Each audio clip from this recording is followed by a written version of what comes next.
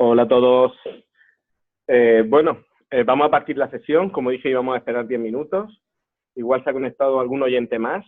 Pero bueno, imagino que durante la sesión se irán conectando más gente. Ahora estamos en 22.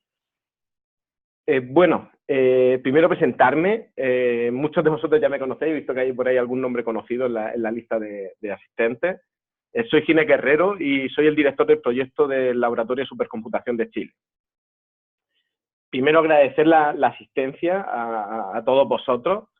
No sé si ahora mismo hay alguien incluso conectado desde fuera, porque incluso cuando la inscripción, ya digo, había 90 personas inscritas y varios de ellos eran miembros internacionales de la red de Scalac, de otros supercomputadores de Latinoamérica. Entonces no sé si ahora mismo habrá alguno conectado de otras partes del mundo, que no sea Chile.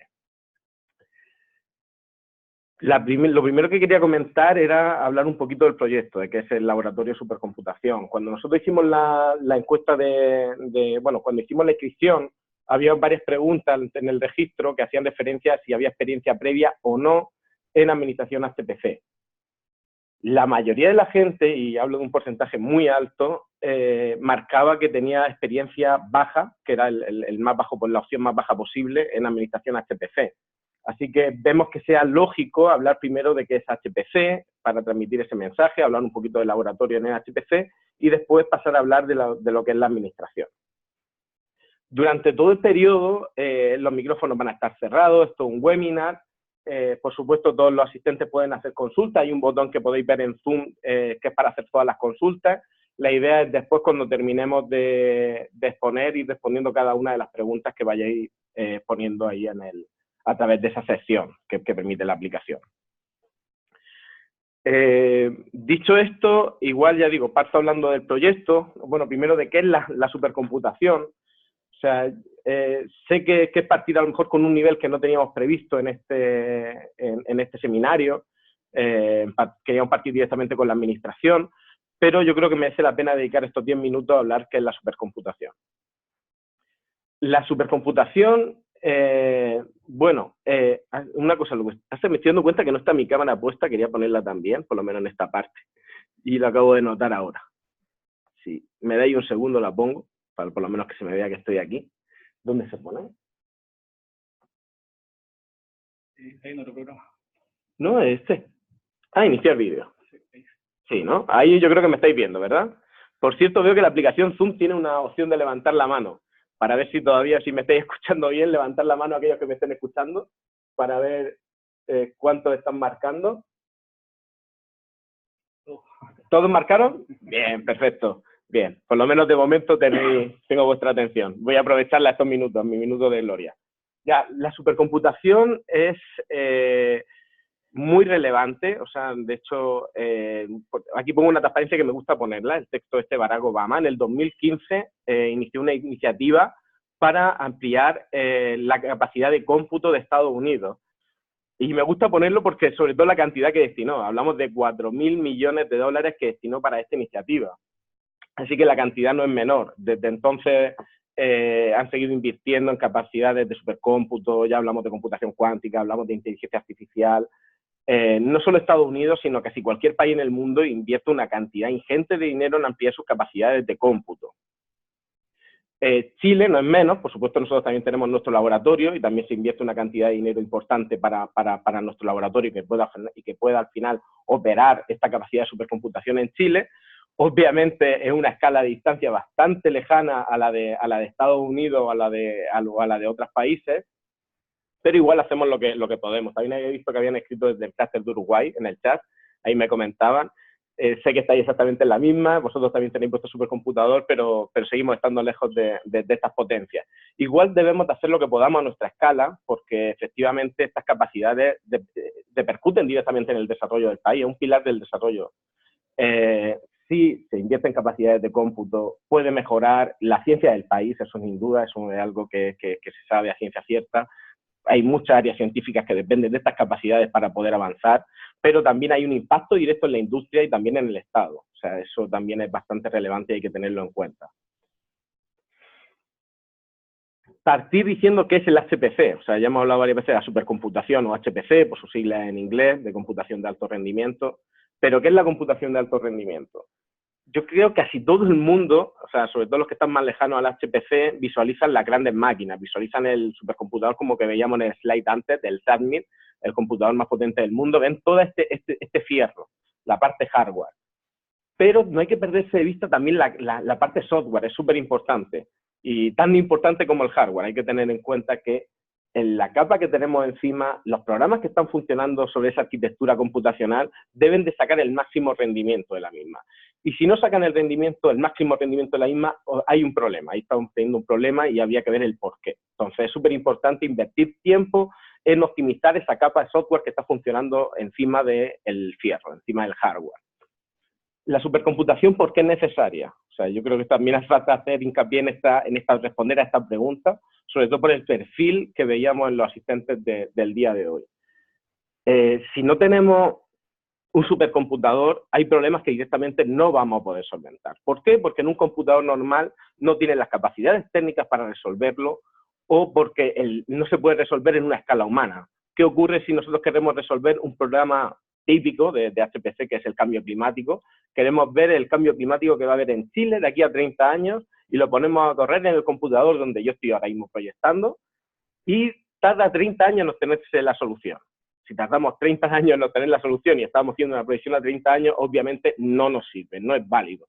Nosotros necesitamos al final obtener una respuesta en un tiempo que sea factible para lo que queremos. Entonces, si nosotros ahora mismo lanzamos esa misma simulación y obtenemos los resultados en un mes, ahí sí que el impacto que se genera es grande y es mayor, y justamente lo que buscamos. Permiso.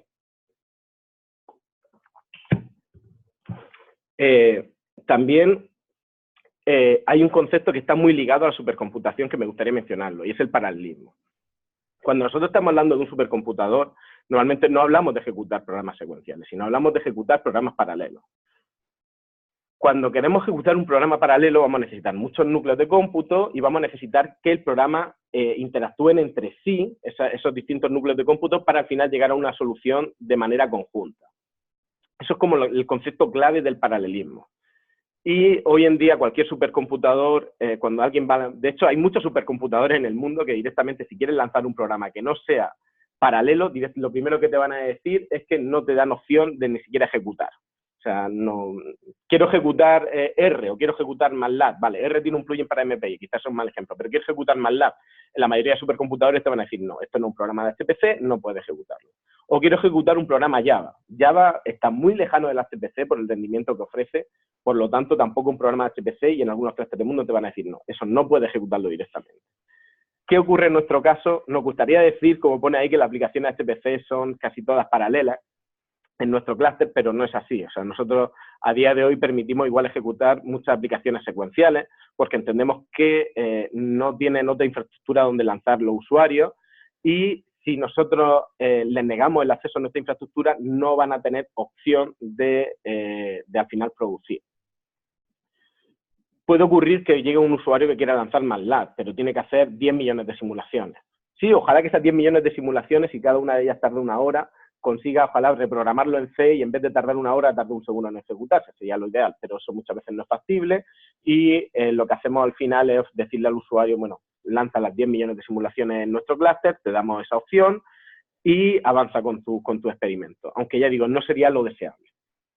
Lo normal es que sea paralelo. Y aquí hay un vídeo, no sé si lo podéis ver bien, de hecho voy a quitar el audio, no es necesario el audio. Aquí. Ah, bueno, está saliendo por HDMI, no puedo quitarlo, bueno, no importa, igual suena de fondo. Y ya digo, un vídeo igual también me gusta ponerlo, sobre todo cuando hablamos de manera básica de qué es el HPC. Y yo creo que se transmite bastante bien el concepto de trabajar en paralelo.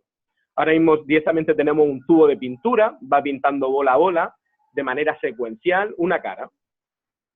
Cuando nosotros tenemos una arquitectura paralela, y eso es algo muy relevante, aunque el vídeo sea bastante sencillo, la idea de transmitir, pero el concepto es bastante más profundo, es decir, cuando nosotros tenemos arquitectura paralela, nosotros vamos a poder ir más allá. Lo primero que tiene que hacer el programador, el desarrollador, es pensar de manera distinta, tiene que adaptar todo su pensamiento a esta nueva arquitectura para poder sacar el máximo rendimiento.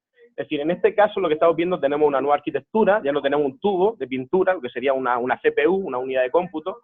Aquí tenemos 512 unidades de cómputo, tenemos 512 tubos de pintura. Entonces, lo primero que hay que hacer es pensar, oye, ¿qué podemos hacer con esto? ¿Cómo podemos operar?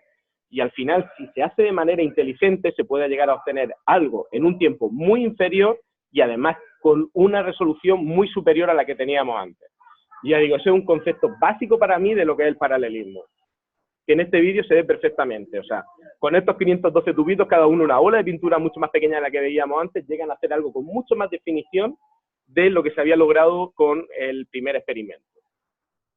Ya digo, sé que es algo bastante básico, aquellos que obviamente tengan más experiencia con HPC, quizás les quede un poco muy lejano, bueno, un poco, o sea, ya tengan más que de sobra estos conocimientos, pero igual, ya digo, para las personas que no tienen estos conocimientos, que hemos detectado que son muchos, preferimos hacer hincapié en ellos.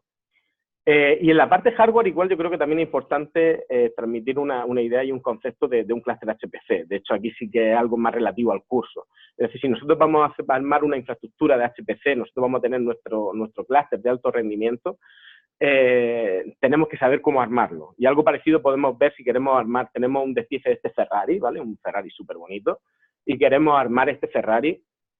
Si nosotros lo armamos con mucho cariño, pero no utilizamos la ingeniería correcta, podemos tener un bonito 600, ¿vale? Muy bonito, pero no es lo que nosotros queríamos, es muy lejano a la inversión inicial que queríamos hacer, y en cambio si lo hacemos con una cierta ingeniería y unimos bien las piezas, podemos tener algo incluso mejor de lo que queríamos en un principio. Algo parecido ocurre con el fierro, cuando nosotros estamos montando un supercomputador. Nosotros podríamos comprar los servidores de cómputo más caros del mercado, podríamos comprar los últimos procesadores de Intel, o de AMD, que también está sacando ahora buenos procesadores, los compramos, los armamos, tenemos nuestros super servidores, un servidor que, por decir algo, que nos cueste $100.000, un servidor muy caro, con los últimos procesadores, y tenemos varios servidores de estos, no solo uno, sino nos gastamos $100.000 en uno, después montamos 3 servidores, tenemos $300.000 en servidores, y ¿qué ocurre si luego la tecnología con la que unimos, si pensamos en la red de interconexión, y lo unimos por gigabit Ethernet? Si lo estamos uniendo por gigabit Ethernet, significa que entre sí los computadores van a hablar a esa velocidad, vamos a tener unos procesadores que van a terminar súper rápido de procesar su tarea, pero como hablamos aquí, estamos hablando de algo paralelo. La idea es que estamos procesando algo que sea paralelo, por lo tanto van a tener que hablar entre sí las distintas máquinas. Y el tiempo que se dediquen a hablar es súper relevante. Entonces, si esa comunicación la hacen por gigabit Ethernet, va a suponer que los procesadores se van a quedar de brazos cruzados, esperando a que avance el procesamiento, a que se hagan las comunicaciones, y una vez que terminen las comunicaciones van a volver a operar de nuevo, van a volver otra vez al proceso, pero la mayoría del tiempo lo van a emplear estando parados entre las comunicaciones. Entonces, eso debería evitarse, eso no es una solución, obviamente, al final nos vamos por el 600 si estamos por esa solución. No es algo que sea coherente para una infraestructura de HPC. Lo mismo si estamos pensando en disco. ¿Qué ocurre si montamos un NAS compartido donde solo tenemos un disco y está compartido entre 20 servidores? Los 20 servidores van a intentar escribir a la vez en el disco duro, se van a secuencializar la escritura a disco duro, y por lo tanto eso va a producir que sea bastante, va a producir que haya muchos tiempos muertos donde los procesadores están esperando a que se hagan esa IOS, a que se hagan esa escritura o lectura a disco, y van a estar bloqueados por ese tiempo. Eso obviamente también es indeseable. En un ambiente HPC aún más. Y bueno, dicho esto, lo que me gustaría hablar ahora es un poquito del proyecto. La verdad que no quiero hablar mucho del proyecto, pero creo que también es importante decir en qué estamos y quiénes somos. Lo comentaba antes, para los que se hayan unido después, mi nombre es Ginés Guerrero y soy el director del Laboratorio Nacional de Computación de Alto Rendimiento, o Laboratorio de Supercomputación de Chile, hablando bastante más rápido, sobre todo cuando hablamos de las siglas en el HPC se hace casi impronunciable el nombre de nuestro proyecto. Es un proyecto que partió en el año 2009, en el 2009 salió una postulación del Estado para crear 4 centros de infraestructura crítica en el país. Uno de los centros que se detectó que hacía falta era un centro de supercomputación. En el 2011, una vez que se postuló, partió recién este proyecto, el Laboratorio de Supercomputación. Llevamos ya casi 10 años en operación, y es bastante la experiencia que tenemos en HPC, por lo menos yo creo que a nivel de Latinoamérica estamos bastante bien con la experiencia que tenemos. Lo pueden decir también los colegas, los años que llevan, sobre todo la gente de Latinoamérica, los años que llevan ellos operando, pero yo creo que estarán más o menos a la par. Partió siendo un proyecto nacional, o sea, mucha gente piensa que en el HPC, el Laboratorio de Supercomputación, es un proyecto de la Universidad de Chile, Si bien la Universidad de Chile, la institución principal, no es un proyecto de la Universidad de Chile, sino que es un proyecto nacional. Partieron 8 instituciones asociadas en este proyecto y actualmente hay 24 instituciones asociadas, siendo la red más grande que comparte una infraestructura. Bien, ¿cuál es el objetivo por el que surgió este proyecto? El objetivo principal por el que surgió, se detectó efectivamente que había una carencia de cómputo de alto rendimiento en Chile, había laboratorios que no tenían su infraestructura necesaria para operar, o la infraestructura que tenía no cumplía con las expectativas, o sea, realmente no satisfacía su demanda de cómputo, y entonces se decidió hacer una inversión centralizada a nivel nacional que pudiera ofrecer esas capacidades. Y ahí es donde entró este proyecto, con ese objetivo principal. También había otro objetivo, hay muchos más objetivos que rodean al proyecto, pero el objetivo principal es ofrecer capacidades de cómputo a la comunidad científica del país. Ojalá estableciendo lazos con la industria y con el Estado. Esta última parte es súper relevante para nosotros y llevamos mucho tiempo haciendo esfuerzo en esta última parte. Creo que también tenemos gente conectada del SAG, el Servicio de Agricultura y Ganadería de Chile, con quien también en algún momento firmamos un convenio de colaboración. Aquí se puede ver un mapa de los socios, los 24 instituciones que están asociadas a nuestro proyecto. Un detalle muy importante es que, independientemente de que la institución esté asociada o no al proyecto, puede utilizar nuestra infraestructura, puede acceder a ella. Nosotros no limitamos por área ni por institución. De hecho, también tenemos usuarios que son de fuera del país. Pueden acceder usuarios de fuera del país si es que están en relación directa con nosotros, con alguna de las redes internacionales a las que participamos, como RICAP o SCALAC, o si tienen algún investigador, están ligados a algún investigador chileno en su investigación, valga la redundancia. De todas maneras, si alguien no cumple estos requerimientos y quiere acceder desde fuera del país, igual nos puede contactar y podemos ver si podemos ofrecerle los recursos o no. Ya lo decía antes, al final somos la red investigadora científica más importante de Chile, que comparten una infraestructura. Podría saltar Reuna, efectivamente ellos son la red más grande, pero nosotros compartimos esta infraestructura centralizada de cómputo. Es lo que nos diferencia. También es importante destacar que tenemos la infraestructura de supercomputador más potente de Chile. Este es el supercomputador que teníamos antes, no voy a entrar en muchos detalles en las características técnicas del mismo. Y en la última vez que se hizo la lista del LARTOP 50, los 50 computadores más potentes de Latinoamérica, nos quedamos en segunda posición. Sí que es cierto que ahora estaríamos bastante lejos, hay supercomputadores en México y en Brasil que ya están en la lista importante, en la lista mundial, en el top 500, hay una lista a nivel mundial, que es donde están los 500 supercomputadores más potentes del mundo. Ahí en Latinoamérica, Brasil, México tienen supercomputadores en esa lista. Nosotros quedamos muy lejos de entrar. En esta lista se trató de hacer una lista secundaria donde se viera en Latinoamérica el escenario actual, aquí. Y se hizo hasta el 2014, y ya digo, ahí estábamos en segunda posición. Ahora en la red de SCALAC, en la cual yo participo, y bueno, participar en la HPC y yo tengo un rol activo en ella, voy a tratar de retomar esta lista y ojalá que podamos actualizarla prontamente para tener una referencia más actual. Bueno, la carga de nuestro supercomputador estaba al 100%, llevamos mucho tiempo operando al 100%, así que decidimos postular a otros proyectos para conseguir financiamiento para poder crecer, y tuvimos un crecimiento que fue Guacolda, nuestro supercomputador principal, y en la ampliación se llama Guacolda, donde incorporamos 2.508 núcleos de cómputo nuevos a esta infraestructura. Al final, nuestra infraestructura tiene 5.236 núcleos de cómputo entre Lestraro y Guacolda. Es una infraestructura heterogénea, donde tenemos nodos con bastantes CPUs, o sea, si hablamos de Guacolda simplemente no me voy a centrar en Lestraro, tenemos 48 nodos que tienen 44 núcleos de cómputo cada uno de ellos, repartidos en 2 procesadores de 22 núcleos. Esos 48 nodos tienen 96 GB de RAM. Luego tenemos otros 2 grupos de nodos, uno de ellos son los FATs, que a diferencia de los anteriores tienen 768 GB de RAM y pueden crecer hasta 1,5 TB de RAM. Y luego tenemos otros 2 nodos que tienen GPU NVIDIA B100. Mencionar muy rápido, Tenemos más de 30 áreas que usan el supercomputador, ya como ya decía antes, no hay ninguna restricción en ninguna de ellas, y tenemos más de 30 universidades de instituciones que también hacen uso del clúster año tras año. Entre los KPIs también podemos mencionar las publicaciones, tenemos más de 400 publicaciones que agradecen el uso del NHPC. Los servicios no voy a entrar muy en detalle en ellos, bueno, realmente no lo voy a mencionar, pero bueno, obviamente ofrecemos una capa de servicios por encima de todo el hardware que tenemos. Muchos de estos servicios tienen que ver con las herramientas que veremos posterior y en la segunda parte.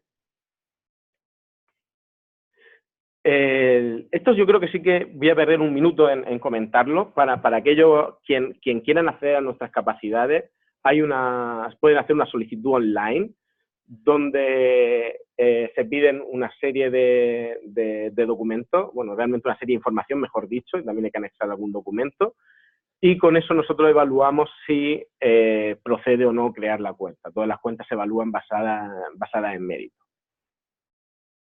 Así que yo creo que voy a dejarlo hasta acá. Ya digo, tenemos usuarios empresariales, también tenemos usuarios de Estado, y aquí así que me voy a pasar a la segunda parte, que sí que tiene más que ver con la situación que teníamos, que es ver administración HPC. Entonces, yo no sé si hasta aquí alguna pregunta, porque igual, como vamos a cambiar de tema bastante radical, no sé si ha habido alguna pregunta o hay alguien que... Vale, no hay ninguna pregunta por lo que estoy viendo. Entonces, voy a pasar a... sí, bueno, lo que me está diciendo aquí al lado es que uséis la sección que hay para preguntas y respuestas. Entonces, vemos que en esa sección no hay ninguna pregunta, por lo tanto, por eso seguimos. Si alguien quiere efectuar alguna mientras que estoy conversando y cambio las transparencias, que lo haga ahora, es el momento. Entonces, ahora lo que voy a hacer, voy a sacar mi cámara, que se me hace raro verme. Si alguien quiere verme, igual que me lo pida, la puedo poner de nuevo, pero se me está haciendo muy raro. Ya. Vamos directamente a la presentación. Ya. Bien, ahí debería verse. Perfecto. Ya, en esta parte de acá lo primero que me gustaría comentar es la presentación, la iba a realizar Eugenio Guerra, que es nuestro jefe de ingeniero en el laboratorio. Él, a pesar de que esté a mi lado, de hecho podía poner la cámara por lo menos que lo veáis, ahora que la he sacado, por lo menos que se presente y que pueda interactuar si tiene que decir algo durante la presentación, pero él ha venido bastante enfermo, así que le he dicho que para que no hiciera la presentación estando tal mal como se encuentra, le he dicho que yo le suplía. Así que, ¿dónde está Zoom? ¿Por qué no se abre? Aquí, vale, ya. Iniciar vídeo. Voy a poner aquí a Eugenio Guerra un segundito, que pueda decir hola por lo menos. Hola, buenos días. Gracias por la asistencia. Como decía Gina, yo inicialmente iba a dar la presentación, pero la verdad es que estoy un poco enfermo, así que estoy aquí apoyando a Gina al lado y él la va a dar, y cualquier pregunta que tengan nosotros vamos a ir apoyando a lo que necesiten. Así que eso. Gracias. Ya, le agradecemos a Eugenio que esté asistiendo aquí y tal como se encontraba más todavía. Así que, ya digo, la presentación al final la voy a hacer yo. Ha sido todo un cambio de última hora. Entonces, desde ya pido disculpas si me salto algún punto o hay algo que no esté previsto. Igual yo por mi parte también decir que sí que es cierto que he estado administrando el clúster durante bastante tiempo, sí que ahora mi rol es muy distinto, es mucho más final de gestión del proyecto, pero ya llevo años he pasado muchos años con la parte técnica, así que obviamente también sé de lo que voy a estar hablando. Parece que hay una pregunta, me comentan por aquí. ¿Cómo ha sido la curva de aprendizaje de los académicos de las universidades en el uso de HPC que administras desde que fue instalado? Vale, o sea, bien, es muy buena la pregunta y tenemos que decir que nosotros tenemos usuarios muy distintos. Hemos tenido usuarios que llegan y, por ejemplo, de área, a lo mejor química cuántica, dinámica molecular, ciertas áreas que están muy ligadas, o sea, intrínsecamente ligadas a la computación de alto rendimiento. Esos usuarios llegan y prácticamente es lanzar y ocupar los recursos, no hay que hacer ninguna capacitación ni nada. Y aparte ocupan bien los recursos, son súper disciplinados porque ya tienen mucha experiencia previa. Pero también nos han llegado usuarios que a lo mejor son de áreas más sociales, que no tienen tanto que ver con cómputo de alto rendimiento, y el tiempo que emplean para utilizar esta infraestructura suele ser importante. ¿Por qué? Porque a lo mejor no saben ni utilizar Linux. Entonces, cuando le dice, oye, tienes que conectarte a través de Linux de SSH, ya partimos como diciendo, ¿qué es SSH? ¿Qué es SSH? No lo conozco ese protocolo, nunca he manejado Linux, no sé trabajar con una consola en Linux. Entonces, ahí obviamente no queremos poner barreras. Entonces, igual nosotros le indicamos cursos más básicos. Nosotros no vamos a dar un curso básico de Linux, pero obviamente aconsejamos esos cursos. Y los usuarios y los potenciales usuarios normalmente si les interesa, hacen esos cursos, aprenden a utilizar Linux, después ya se conectan por SSH y no tienen problemas, y ya entonces aprenden lo que es cómo utilizar un clúster, que ahí es donde también hay ciertas diferencias. Y aquí es algo que nosotros queremos ser más metódicos, porque igual sí que hemos hecho cursos de formación, el último que hicimos fue en enero, pero queremos hacer cursos más regulares, porque la curva de aprendizaje es algo que es continuo, porque nos llegan usuarios nuevos cada poco tiempo. No es que nuestros usuarios sean los mismos siempre, sino que en todo este tiempo, siempre, día tras día, llega algún usuario que nunca había utilizado estas capacidades, por lo menos no las nuestras, y algunos de ellos no saben utilizarlas. Entonces, parte de nuestro rol también es enseñar a esos usuarios. Y nosotros queremos ser más disciplinados en hacer cursos más con cierta frecuencia, en vez de, ahora mismo lo hacemos de manera bastante dispersa. Bueno, hace poco también estuvimos en la Universidad Mayor, que nos pidieron dar un curso allí. Esta semana yo voy viajando a Pucón también, porque nos han pedido dar un curso allí para bioinformáticos. Entonces vamos haciendo cursos un poco como van saliendo, pero nos gustaría establecer una agenda más fija. Ahí es donde iba en ese punto. Me parece que ya no hay más preguntas, entonces parto con esta parte de administración en clúster HPC. Y a ver si pasa. Ahí, ya. Bueno, ya hablé antes de qué era un clúster HPC, hablé un poquito de la infraestructura, pero igual me gustaría profundizar más en algunos conceptos. Primero, y que hay que tener muy en claro, que obviamente este tipo de infraestructura, cuando nosotros estamos queriendo hacer un clúster HPC, es porque lo que queremos hacer es, tenemos un usuario, tenemos alguien, realmente un potencial usuario, que van a necesitar ciertas características especiales, que van a necesitar una infraestructura que les permita de verdad generar un impacto de reducción en los tiempos de las simulaciones que ellos tienen. Que ojalá, o sea, cuando uno habla de clúster HPC, que habla de tareas paralelas, va a hablar de tareas paralelas que se van a comunicar entre distintos nodos. ¿Por qué? Porque si no, la infraestructura que nosotros estamos invirtiendo, o sea, realmente cuesta mucho dinero invertir en una infraestructura HPC, sobre todo como las redes InfiniBand, o las redes de comunicación, mejor dicho. Ahora profundizo un poco más la diferencia entre la red convencional y la que nosotros utilizamos. Y invertimos mucho dinero para no tener ese gigabit y Ethernet uniendo los distintos nodos. Y si tú estás lanzando tareas paralelas, no estás utilizando esa infraestructura, estás desaprovechándola, no es realmente lo que quieres. Entonces, hace una inversión importante en esta infraestructura, donde, ya lo comentaba antes, tienes que invertir en redes de comunicación, no solo servidores, y las redes de comunicación son muy relevantes. ¿Por qué? Por ejemplo, nosotros si utilizáramos Ethernet, ya no solo el ancho de banda. Mucha gente dice, bueno, pues utiliza 100 gigabits de Ethernet. No importa. O sea, el ancho de banda de Ethernet podrá ser elevado, podría ser más que suficiente para nuestras necesidades, pero a nosotros el impacto mayor que nos genera es el tiempo de comunicación. La latencia, el tiempo de comunicación que tardan en comunicarse dos servidores, es algo súper relevante en HPC. Y si nosotros trabajamos con otros protocolos que no son Ethernet, sino que son mucho más livianos, que están preparados para optimizar esas conexiones, y se preocupan de que la latencia sea baja, es lo que debemos de usar. Y es lo que utilizan la comunidad científica, que bueno, realmente los administradores que tienen un clúster HPC van a optar por este tipo de redes, donde se van a preocupar de que la latencia de comunicación sea baja. Nosotros, ya digo, invertimos en InfiniBand. InfiniBand funciona a 56 GB por segundo. Si nosotros queremos mirar el gráfico del uso de red en la mayoría de nuestros nodos, es despreciable. Realmente hablamos de unos pocos cientos de megas. Es muy difícil que lleguemos a 56 GB por segundo en una comunicación, en una simulación real de nuestro usuario, pero la latencia sí que impacta, la latencia sí que es importante, y por eso tenemos esa inversión. Y ya comentaba también antes lo del almacenamiento. El almacenamiento que nosotros tenemos también es masivamente paralelo.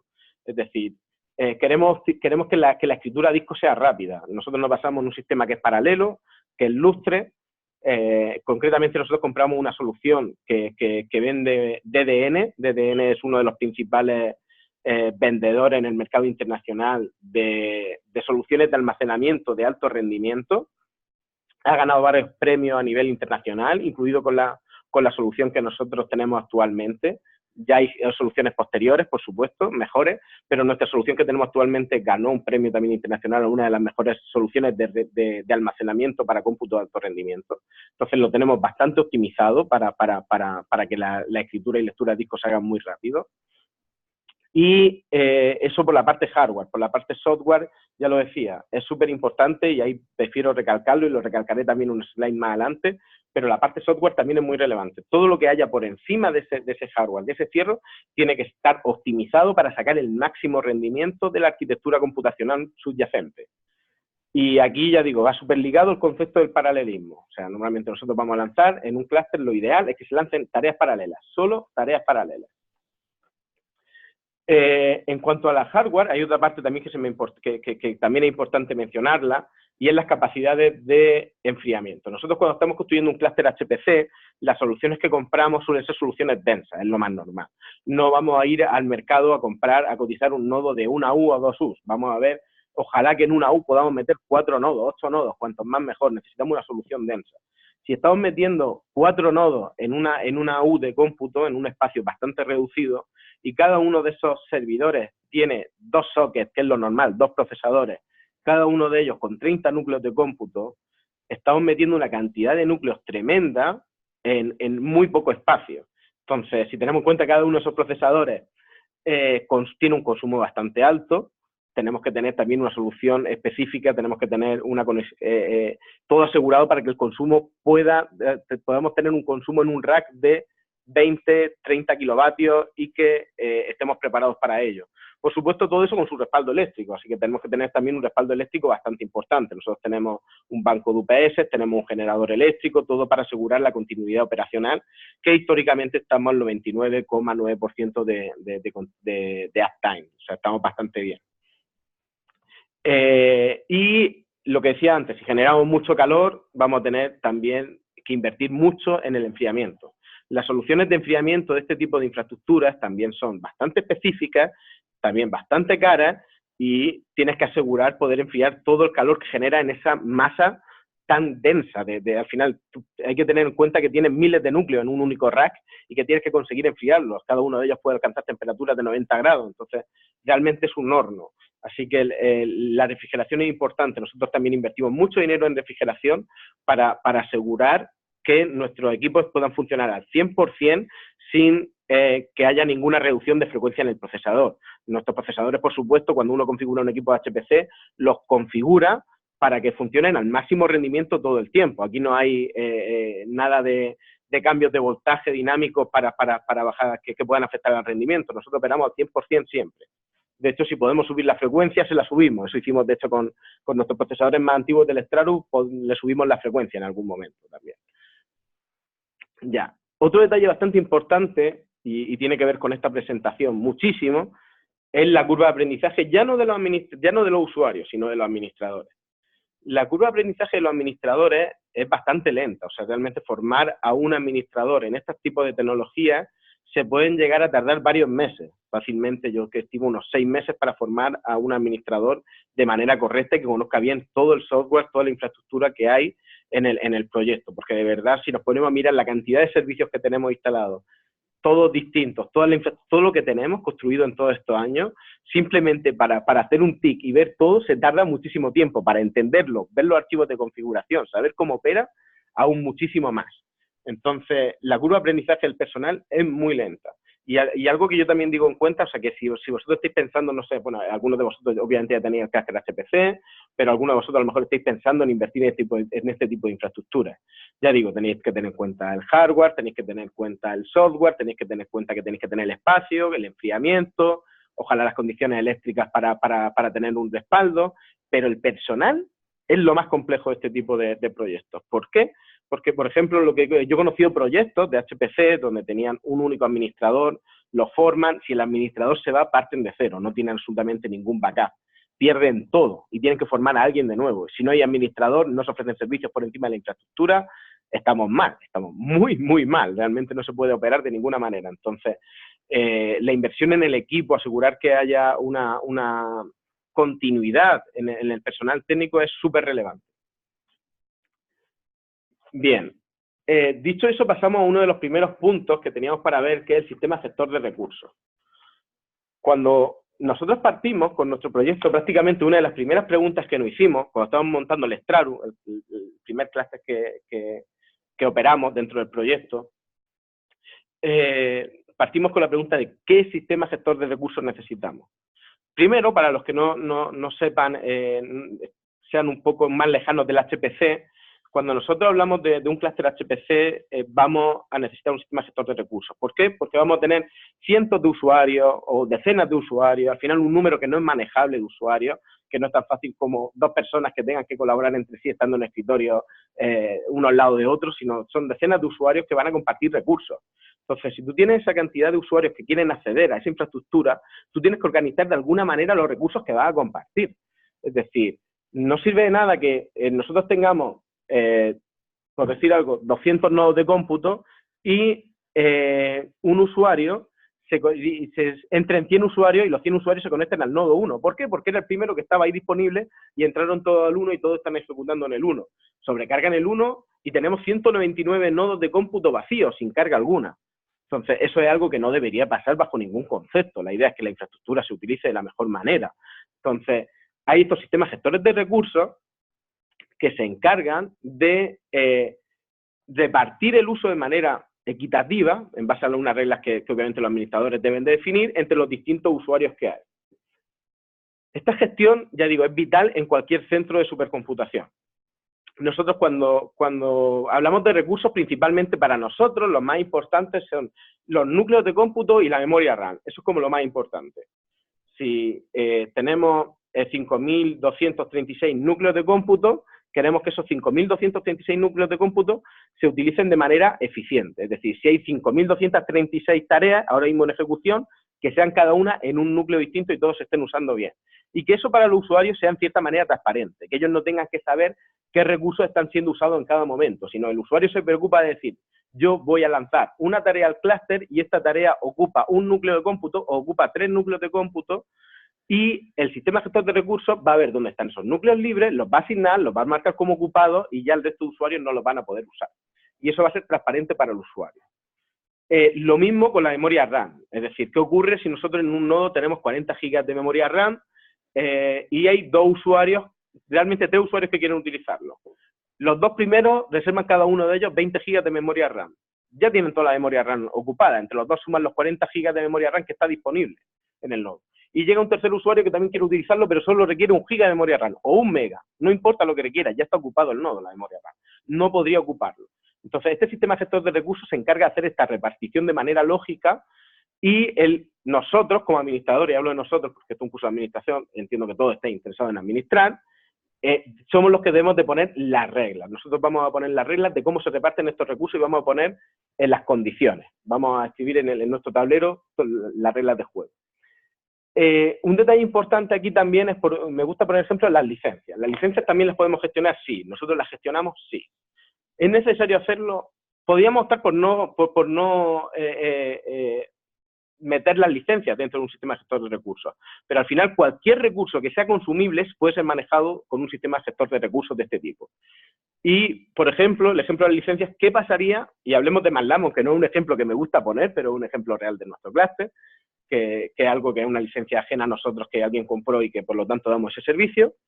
Pero bueno, tenemos la licencia de MATLAB. ¿Qué ocurre si un usuario está utilizando MATLAB en un momento y solo hay una licencia disponible y entra otro usuario a utilizarlo?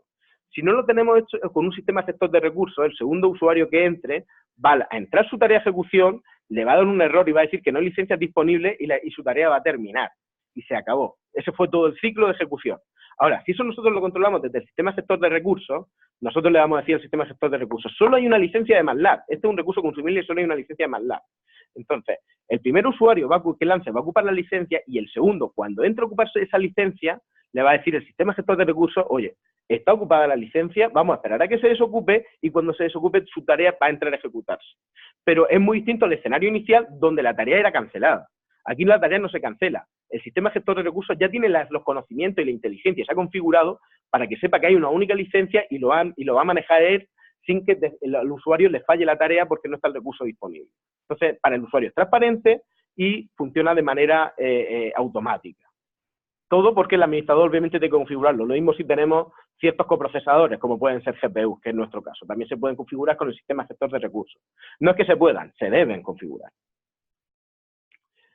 Y bien, cuando uno está hablando del sistema gestor de recursos, la primera pregunta que se podía hacer, que es la que nosotros no hicimos, o sea, nosotros ya sabíamos, partíamos de la base que teníamos que instalar un sistema gestor de recursos, lo conocemos bastante bien, pero ahora bien, lo que no sabíamos en aquel entonces, y hablamos del 2014, era qué sistema gestor de recursos utilizamos. Hay mucho en el mercado, uno veía Torque, veía SGE, yo por ejemplo ya había utilizado bastante SGE, tenía bastante experiencia en ello, pero vimos y estuvimos leyendo información de SLAM. Y de hecho encontramos por ahí algún texto, si no recuerdo mal, era del CESGA, el Centro de Supercomputación de Galicia, en España, que hacía una comparación de distintos sistemas gestores de recursos, y uno de ellos era SLAM. Siendo totalmente franco, yo en aquel entonces trabajaba SGE, me funcionaba muy bien ese sistema de gestor de recursos, pero no conocía ningún otro. Entonces, cuando leí este texto y vi que efectivamente hablaban de SLAM y que hablaban también, tomamos la decisión de instalar este sistema gestor de recursos. Y a día de hoy, desde luego que no nos arrepentimos y nadie del equipo se arrepiente. En aquel entonces quizás estuviera en una etapa más inicial, aunque lleve desde el 2002 funcionando, pero en aquella etapa todavía no era tan oído. Pero a día de hoy, si hablamos de la lista esta de los supercomputadores más potentes del mundo, de top 500, la mayoría de ellos, la gran mayoría de ellos utilizan este sistema gestor de recursos. Eso ya supone un respaldo tremendo, porque si están operando los supercomputadores más importantes con esto, hay varios centros sobre todo principalmente uno, pero hay varios centros de supercomputación que están ligados al desarrollo de esto. Hay una comunidad altamente activa que se encarga de que todo esté funcionando, te da un respaldo increíble de que va a poder utilizar este sistema de recursos y si te encuentras con algún fallo algún día, va a tener respaldo. Enseguida va a haber una comunidad que te apoye. Y muy posiblemente el fallo jamás llegue a verlo porque ya alguien lo haya detectado antes que tú en algún supercomputador con miles de millones de núcleos. Bueno, miles de millones no, pero varios millones sí. Ahí me pasé un poquito. Con varios millones de núcleos se va a dar cuenta que muy posiblemente haya detectado el fallo antes que nosotros y no lo diga. Bueno, realmente se lo diga a la comunidad y la comunidad soluciona el problema. Con lo cual, para nosotros va a salir un parche al mes siguiente o a los pocos días, muchas veces a los pocos días, y lo vamos a poder incorporar para no tener ese fallo. Entonces, otro detalle importante, y ahí lo mencionaba, si miráis el top 500, hay supercomputadores que tienen millones de núcleos. Hay uno concretamente que tiene 10 millones de núcleos. SLAM se comporta bien con esa cantidad de núcleos. O sea, escala muy bien. Entonces, si tienes 10 millones de tareas para asignar, necesitas que lo que tenga ahí funcione de manera rápida. Y SLAM, ya digo, nosotros no hemos podido probarlo con esa cantidad de núcleos, ojalá algún día lo hagamos, pero los grandes computadores lo prueban, funciona y le va bien. Entonces, es algo que también tenemos de respaldo. Hay tolerancia a fallos. Aquí nosotros lo puedes configurar con tolerancia a fallos con un máster y un esclavo. De tal manera que si falla el máster, automáticamente el esclavo toma el control y es transparente para el usuario, hay un parpadeo en el servicio, pero prácticamente de manera inmediata empieza a operar el esclavo y todo sigue en condiciones normales. O sea, es muy difícil al final, históricamente, de que nosotros tenemos configurado SLAM en HA, no hemos tenido ningún fallo nunca. O sea, y alguna vez sí que ha pasado el slate a funcionar, pero enseguida solucionamos el problema y todo vuelve a estar como antes. Entonces, realmente es muy robusto. Hay unos conceptos aquí bastante importantes, que son los que vienen al final del slide. Es decir, y aquí explico, en SLAM es altamente configurable. O sea, nosotros, de hecho, como NLHPC, como Laboratorio de Supercomputación de Chile, no podríamos afirmar que conocemos todas las opciones. De hecho, yo creo que el porcentaje de opciones que conocemos es bastante bajo. Y más porque sacan una versión cada poco tiempo y las versiones van incluyendo cada vez más características. Entonces, lo importante son por lo menos manejar estos conceptos que están ahí. Yo creo que son muy relevantes. Entonces, partamos hablando de una QoS. ¿Qué es una QoS? Nosotros aquí hablaba que el sistema gestor de recursos, en el slide anterior, sirve para repartir los recursos de manera equitativa. Pero ¿cómo nosotros consideramos que sea equitativa? ¿Cómo marcamos las reglas del juego que también mencionaba antes? Entonces, nosotros podemos limitar al usuario. Con una QoS, nosotros podríamos decirle a un usuario, no puede ocupar más de 100 núcleos de cómputo, o no puede ocupar más de 150 núcleos de cómputo. de tal manera que cuando lancen e intenten lanzar 151, si estamos limitados a 150, diga, tú no tienes permiso para utilizar esa cantidad de núcleos. O le podemos limitar en la memoria RAM que está utilizando en cada una de sus tareas. Es decir, si la memoria RAM que quiere utilizar son 60 GB y nosotros le hemos limitado a 40, igual no le va a dejar ejecutar. O podemos limitarle el tiempo de la ejecución. Podemos decir, las tareas de los usuarios no duran más de 3 días, de 4 días, de 30 días.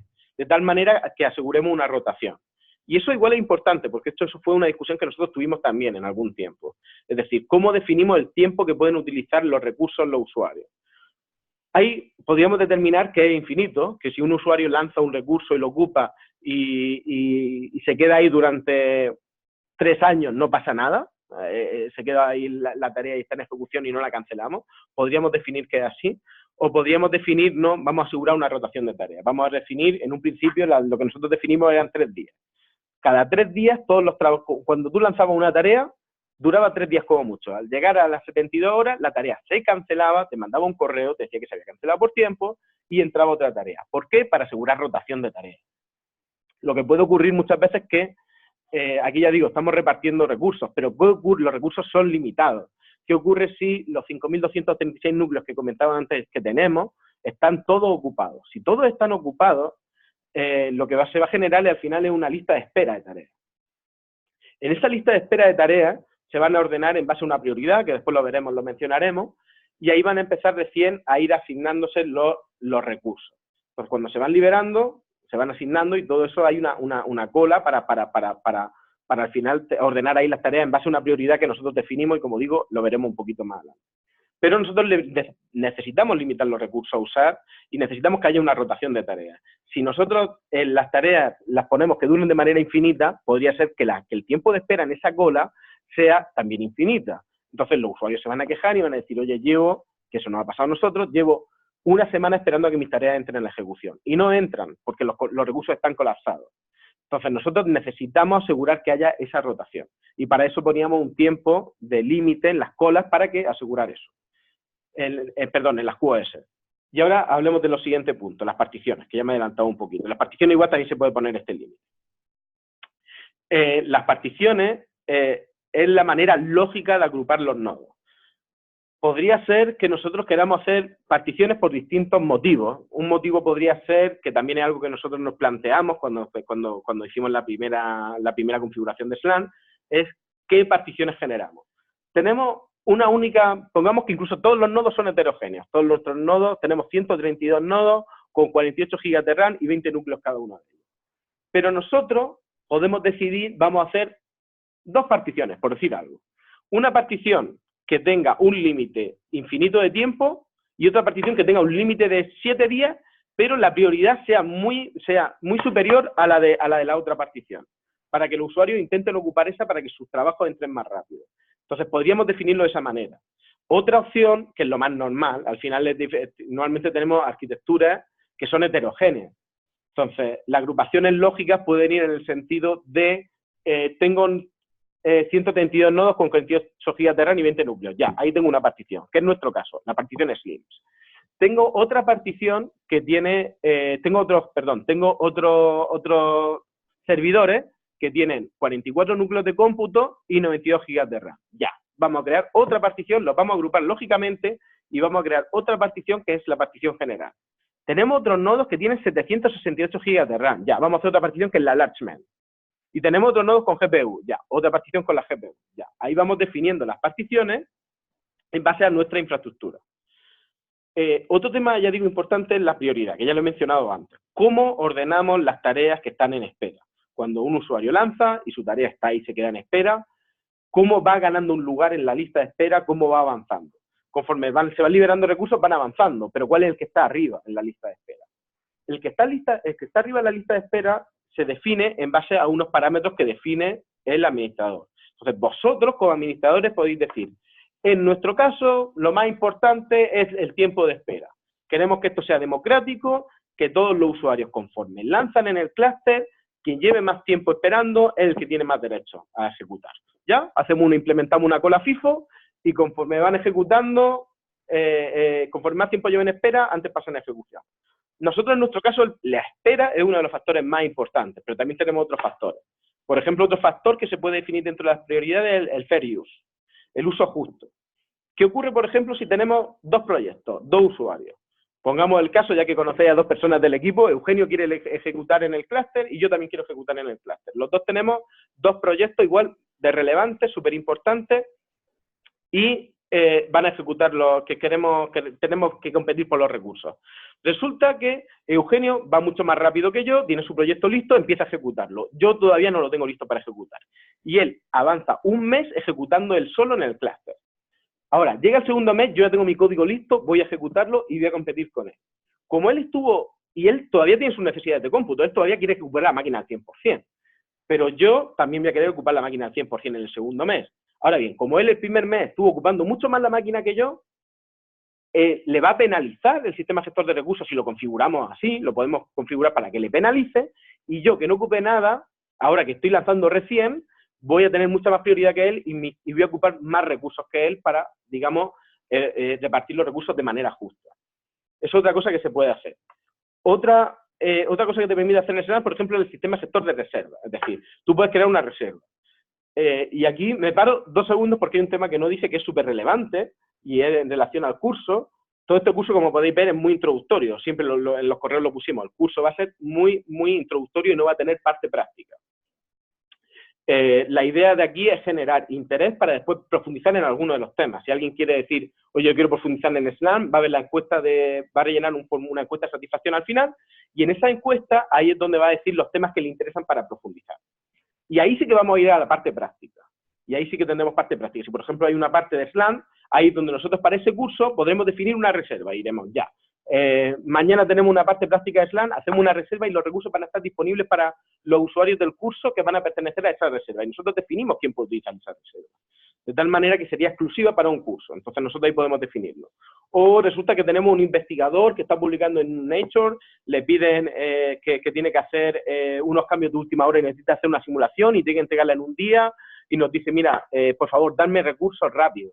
Podemos también hacer una reserva a ese investigador para que pueda realizar sus simulaciones sin competir con el resto de usuarios y pueda llegar a tiempo para cumplir ese deadline que le han puesto.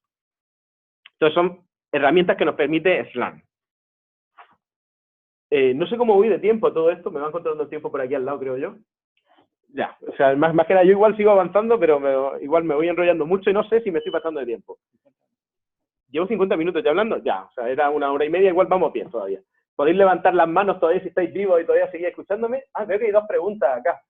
La idea de las preguntas era al final, pero bueno, igual puedo ir respondiendo, no hay problema.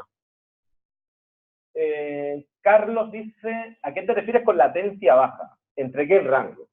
Ya, normalmente hablamos de microsegundos cuando estamos hablando de Infineon, es decir, la latencia es bastante inferior que la de Ethernet. ¿Qué tan complicado es cambiar las reglas del gestor de recursos? Pregunta Karina. Ya. A ver, es fácil, o sea, lo único es complejo. O sea, sobre todo nosotros, por ejemplo, tenemos un ambiente de prueba.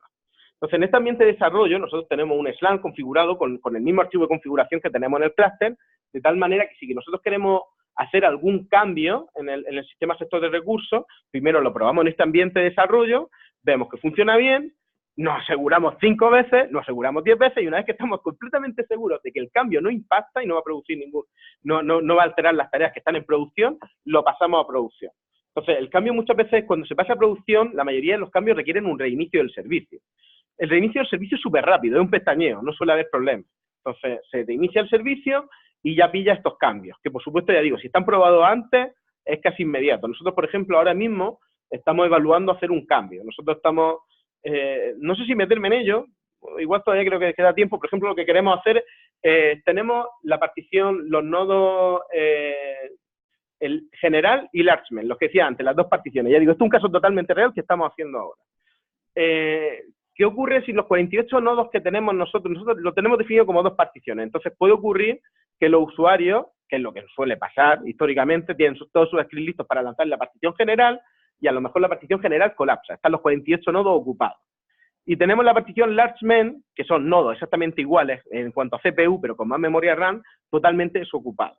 ese escenario podría pasar, y te aseguro que históricamente a nosotros no ha pasado, que los usuarios no adaptan sus scripts y por lo tanto lanzan en la partición que tienen por defecto. Entonces tenemos una partición que está subutilizada. Entonces lo que decidimos hacer es que unir las dos particiones, generar y large mensch, y poner una única partición. ¿Qué ocurre si hace esto sin más? Si hace esto sin más, va a ocurrir que los usuarios van a lanzar sin más esa partición y aleatoriamente se le va a asignar un nodo. Entonces puede que se le asigne un nodo de los de large mensch a un usuario que solo requiere 2 GB de RAM, y los de large mensch tienen 768 GB de RAM, es un recurso bastante caro. Entonces debería utilizarse bien y solo cuando un usuario reclama utilizar esa capacidad de RAM o cuando no hay nodos disponibles que tienen menos capacidad de RAM. Los 48 estos de la partición general, que tienen 192 GB de RAM, estén ocupados. Entonces nosotros podemos hacer un cambio en SLAM para decirle, oye, vamos a asignar peso a los nodos. De tal manera que un usuario cuando lance dentro de una misma partición, primero se van a llenar los nodos de este tipo, en este caso los que tienen 192 GB de RAM, y una vez que esos están ocupados, va a poder ocuparse los de 762 GB de RAM. Entonces ahí estás definiendo unas nuevas políticas, estás aplicando un cambio, todo eso nosotros hemos hecho las pruebas previamente en nuestro sistema de desarrollo, hemos visto que funciona, hemos visto el impacto que puede generar, que es nulo, sabemos los cambios que hay que hacer exactamente en el fichero de texto, en el archivo de configuración para no meter la pata, entonces ya los volcamos y lo pasamos a producción. Y justamente estamos en eso y pronto lo pasaremos a producción. Y eso es un caso real, y lo operamos de esa manera. Entonces, me parece que voy a avanzar un poco con el temario, veo que hay más preguntas, pero si no, al final creo que me enrollo yo mismo con mi respuesta y podría quedarme en un loop infinito aquí. Ya, así que avanzo un poquito y pasamos a una parte que es súper importante para mí también, o sea, la parte de software. Yo creo que he sido bastante, no sé cuántas veces he mencionado ya el tema del software, pero es algo que es altamente relevante. A ver, nosotros cuando estamos en un ambiente de HPC, y eso también cuesta a veces entenderlo, no vamos a instalar software directamente en los repositorios. Es decir, ¿podemos instalar software de los repositorios para SSH, cosas así? Sí, pero el software que nosotros instalamos para el usuario jamás va a ser de los repositorios, nunca, bajo ningún concepto. Todo el software que nosotros utilizamos para el usuario es software que nosotros compilamos y optimizamos. Y esto, ya digo, es súper relevante tenerlo en cuenta. Y aquí pongo el ejemplo de una empresa. Me gusta poner siempre el mismo ejemplo, pero un ejemplo real que nos pasó a nosotros. Una empresa se nos acercó a nosotros y dijo, oye, por favor, instalarme este software. Ya, muy bien, para instalar este software son tantas horas de instalación, o tantos días, de hecho ahí hablamos de días, hablamos de 2 o 3 días de instalación. Era un software complejo y requería bastante tiempo de compilación. Entonces, hablamos con él, se lo decimos esto al gerente de la empresa, el gerente de la empresa dice, mira, yo hablo con mi ingeniero y mi ingeniero me dice que esto lo instaló él en 2 minutos en nuestra infraestructura. Vale, sí, efectivamente, se puede instalar en 2 minutos, nosotros lo instalamos desde los repositorios, lo dejamos listo y chao. Pero si nosotros, en vez de hacer eso, lo que hacemos es bajarnos al código fuente, desempaquetar el código fuente, empezar a leer cómo se compila, compilarlo y generar el producto final. Y cuando hablo de generar el producto final y compilarlo, hay un detalle que es súper importante también mencionar, y es el árbol de dependencia. En este caso no era compilar una aplicación. El trasfondo era compilar una aplicación, pero esa aplicación tenía un árbol de dependencias tremendo. Para poder compilar esa aplicación pedían que instalara la librería tal y el software tal. Y para instalar la librería tal pedía que se instalara otra librería. Y para instalar esa librería pedía que se instalaran otras 10 librerías previas. Entonces al final se vuelve un árbol de dependencias súper complejo donde para poder instalar un software final requiere que compiles del orden de a lo mejor 20 o 30 aplicaciones y librerías científicas.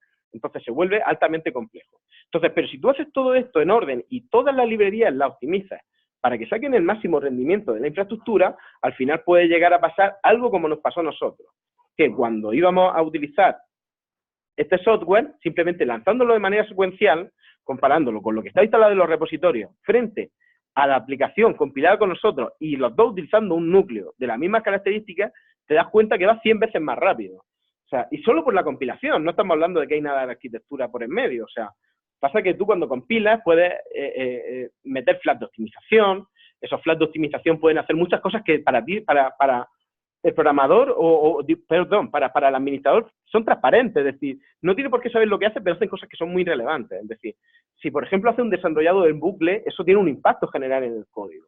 Si por ejemplo utiliza autovectorizado, eso tiene un impacto enorme en el código.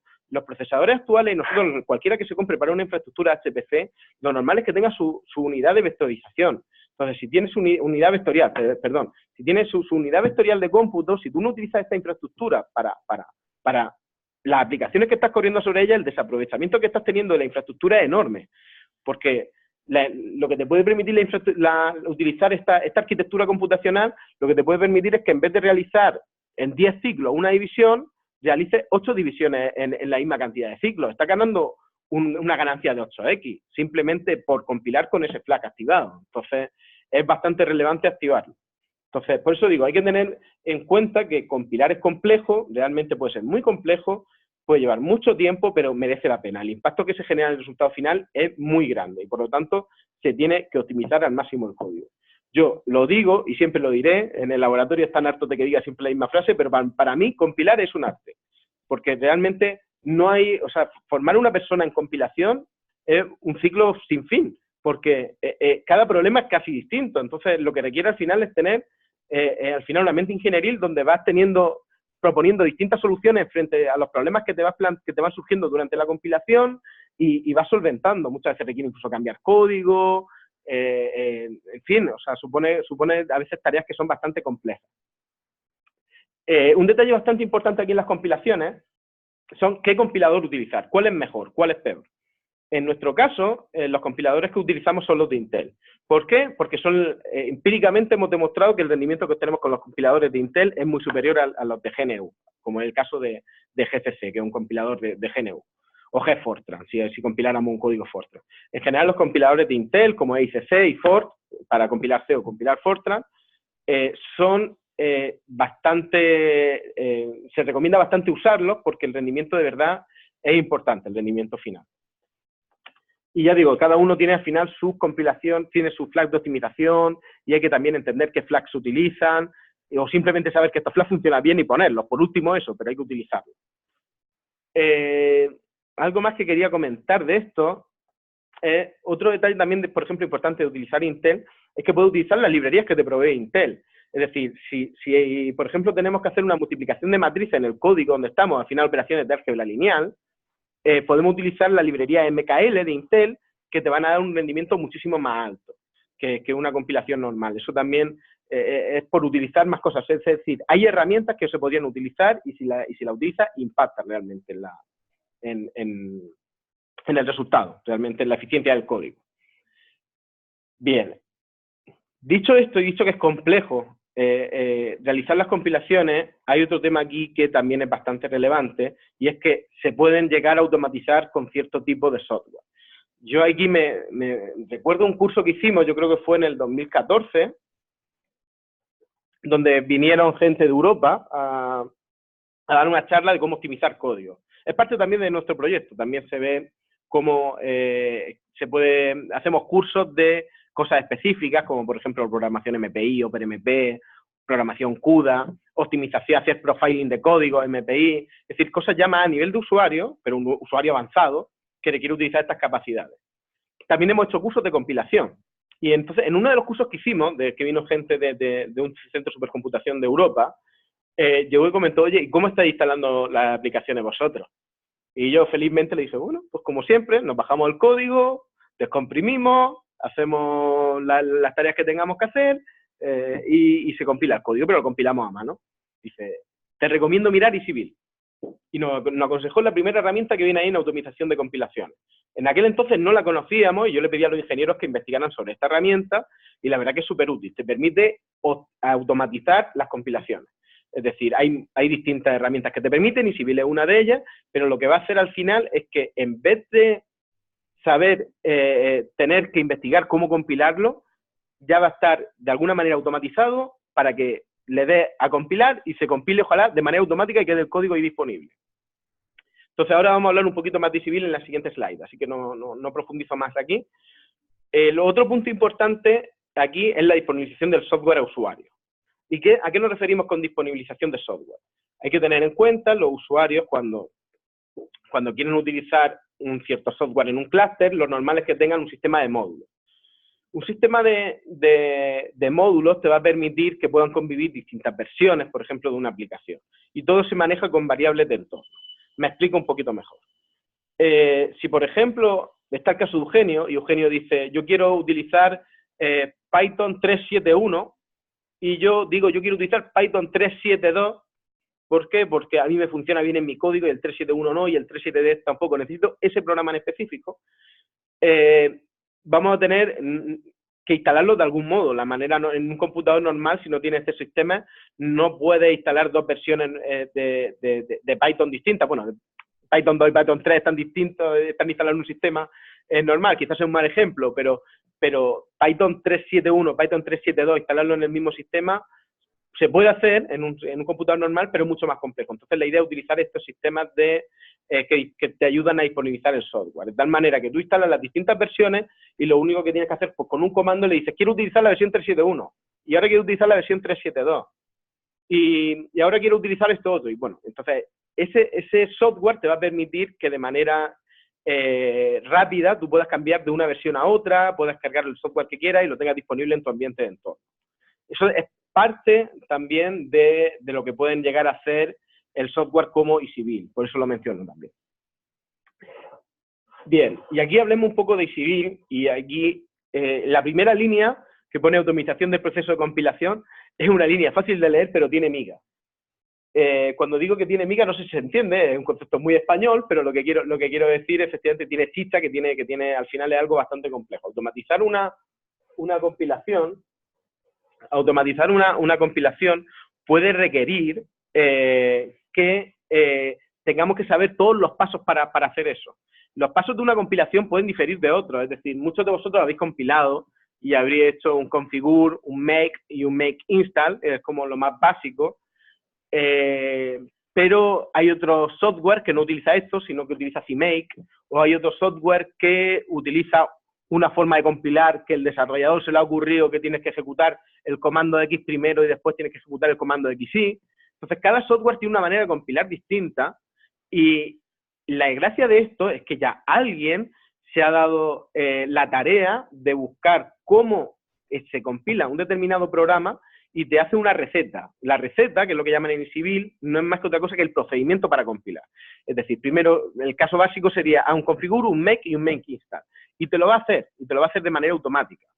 Ahora bien, hay software que es mucho más complejo, que solo para entender cómo se compila requiere que te miren no sé cuántos documentos, y ya alguien se va a dar esa tarea y va a crear una receta, digamos, donde están todos los parámetros, todo lo que tiene que hacer para compilarlo el software de manera automática. Y eso queda transparente para el usuario. Además, te maneja las dependencias, es decir, si hablábamos antes de esa que tenía 20 dependencias o 30 dependencias para compilar, si alguien ha creado una receta para instalar el software X, todas las dependencias de ese software también ha tenido que crear recetas, porque todo tiene que quedar autocontenido. Entonces, aparte hay una comunidad grande, todas estas recetas las comparten, nosotros podemos compartir las nuestras, y podemos funcionar de esa manera. Entonces, esa flexibilidad que da es bastante importante. También hay un detalle que es muy relevante con EasyBuild, porque podéis encontrar otros automatizadores otros gestores de software que automatizan la compilación, pero este está pensado específicamente para HPC, y eso es una cosa que lo diferencia de otros. O sea, EasyBuild, cuando instala, ya está creado para HPC, te va a poner los flags de optimización de manera automática, si por ejemplo puedes utilizar la MKL, como veíamos antes, la MKL te las va a linkear automáticamente, y todo eso te lo va a hacer casi automáticamente sin que tú veas nada. Por supuesto, como administradores nosotros podemos definir ciertas cosas, ciertos parámetros. Por ejemplo, a mí una manía que me da, y eso es manía personal, me gusta que cuando estoy instalando una aplicación, aunque la receta esté hecha con la versión X, veo en internet si hay alguna versión más moderna que la versión X, me gusta poner la versión más moderna. ¿Por qué? Básicamente, sobre todo por si hay algún impacto en algún algoritmo que utilice el programa X que yo quiero compilar, de la librería AI, y esa librería AI, la nueva versión, la optimiza, y al final es más eficiente. Entonces, ya si estás cambiando versiones de programa y tocando todas esas cosas, obviamente te arriesga a que haya más fallos. Pero igual, ya digo, una vez que tienes todas las recetas, volver a recompilar todo y la tienes pruebas que funciona con la misma versión y todo, debería ser automático. De hecho, eso me lleva a decir que cuando nosotros cambiamos ahora mismo, cuando teníamos Guacolda, que esto yo lo veo súper relevante, cuando llegó una nueva infraestructura de cómputo, Guacolda, incluía unas instrucciones vectoriales que no tenía la infraestructura anterior, era varias generaciones anterior, las instrucciones vectoriales AVX512 salieron con los procesadores con los que venía Guacolda, y ahí tomamos una decisión que fue bastante relevante, es decir, queremos utilizar las nuevas instrucciones vectoriales con lo que conlleva, que realmente es un aporte significativo, sí. ¿Qué implica esto? Recompilar todo el software del cluster. Lo bueno es que teníamos eCivil, entonces recompilarlo, ya teníamos muchas recetas, las reutilizamos y pudimos recompilar cientos de programas, literalmente cientos de programas en un mes, lo cual es bastante bueno. De otra manera, a mano, no nos habría dado tiempo a hacerlo y con eCivil se pudo hacer. Por supuesto, eCivil se complementa con Elmod. Elmod es un sistema de disponibilización de software que nos va a permitir gestionar los módulos para cargarlos todo de manera automática. O sea, al final, lo que está haciendo eCivil, te baja el paquete, muchas veces no tienes ni que buscar ni en qué página web está, te va a bajar el tar.gz, el código fuente, te lo va a descomprimir. Si tiene que parchear el código, te lo va a parchear a ese nivel, y tú puedes crear tus parches por encima y todo. Te va a compilar el código con unas acciones optimizadas, te lo va a instalar el código, le va a cambiar los permisos para que los usuarios puedan acceder, te va a crear un módulo con una jerarquía de módulos que bueno, no voy a entrar en detalle, pero te crea el módulo para que lo puedan usar los usuarios, y cuando termina ya básicamente los usuarios pueden decir, quiero cargar el programa. Eso te lo va a hacer todo automático, toda esa cadena. O sea, realmente muy, muy útil utilizar eCivil. Por supuesto, no todo es perfecto y hay software que no está en eCivil, hay que compilarlo a mano y hay recetas que fallan e igual hay que meterse a indagar en ello.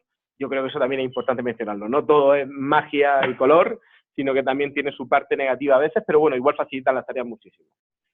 Ya, voy a avanzar bastante rápido con la última parte.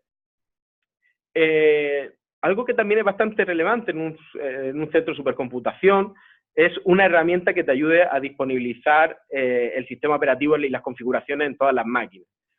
En este caso, nosotros, cuando nos llegó la primera infraestructura, era una infraestructura de HP, que fueron los que ganaron una licitación pública, venía con un software. Ese software era CMU.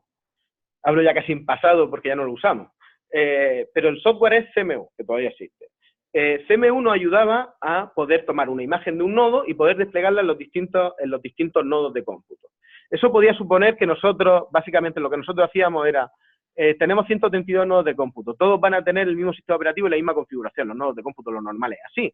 Entonces, instala un nodo de cómputo único, normalmente una instalación mínima, donde configuras el offset, que son los drivers de InfiniBand, donde configuras el lustre para que pueda utilizar el sistema de ficheros compartidos, bueno, en fin, configurar SLAM, por supuesto, también en el nodo, bueno, hacer una serie de configuración básica y después, para no tener que hacer esto, los 132 nodos, partiendo de instalar el sistema operativo, lo que hace es captura una imagen y la despliega. Esto lo hacíamos primero con CMU capturábamos esta imagen y la desplegábamos en los 132 nodos de cómputo, y funcionaba muy bien, la verdad es que no teníamos quejas. Pero cuando realizamos el crecimiento, como mencionaba antes, Guacolda, durante la licitación, al final en algún momento se vio que quien ganaba no era HP, era Dell, quien ganó la licitación, y Dell, aunque puede funcionar con CMU, no teníamos licencia. Entonces, como no teníamos licencia, decidimos optar por otra opción. Así que antes de que nos llegara la máquina, antes de que nos llegara Guacolda, los ingenieros del HPC estuvieron trabajando con SCAD, bueno, vieron las distintas opciones, vieron que SCAD era muy buena opción para el despliegue y administración de imágenes, la estuvieron configurando.